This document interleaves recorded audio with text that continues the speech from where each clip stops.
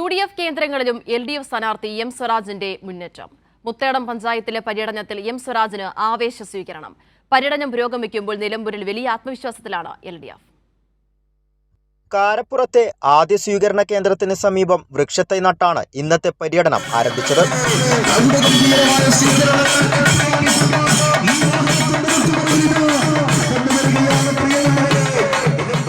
തുടർന്ന് വിവിധ കേന്ദ്രങ്ങളിൽ വാദ്യഘോഷങ്ങളുടെ അകമ്പടിയോടെയായിരുന്നു LDF സ്ഥാനാർത്ഥി സ്വരാജിന് സ്വീകരണം. UDF ശക്തി കേന്ദ്രമായ മുത്തേടം പഞ്ചായത്തിലെ സ്വീകരണ കേന്ദ്രങ്ങളിലെ ജനപിന്തുണ അതിശയകരമായിരുന്നു. വികസനങ്ങൾ മുൻനിർത്തി ജനങ്ങളോട് സംവദിച്ച സ്വരാജിനെ കേൾക്കാൻ നൂറുകണക്കിന് ജനങ്ങൾ എത്തിച്ചേർന്നു. പവർ കട്ടില്ലാതായി, ലൈഫിൽ 5 ലക്ഷം മനുഷ്യർക്ക് വീട് കിട്ടി, നമ്മുടെ പള്ളിക്കൂടങ്ങളെല്ലാം സ്മാർട്ടായി, ആശുപത്രികളിൽ സൗകര്യം വന്നു, മലയോര ഹൈവേ നമ്മുടെ അഭിമാനമായി ഇങ്ങനെ വളർന്നു വരുന്നു. അപ്പൊ ഇതെല്ലാം നന്നായി എന്ന അഭിപ്രായമാണ് നാട്ടിലുള്ളത്. വലതുപക്ഷ കേന്ദ്രങ്ങളിലെ സ്വീകാര്യത ആത്മവിശ്വാസം വർദ്ധിപ്പിക്കുന്നതാണെന്ന് സ്വരാജ്. ഇടതുപക്ഷത്തിന് അനുകൂലമായ മനോഭാവവും ചിന്തയും ശക്തിപ്പെടുന്നുണ്ട്. അതിൻ്റെ തെളിവാണ് മൂത്തേടത്തുള്ള മാറ്റം.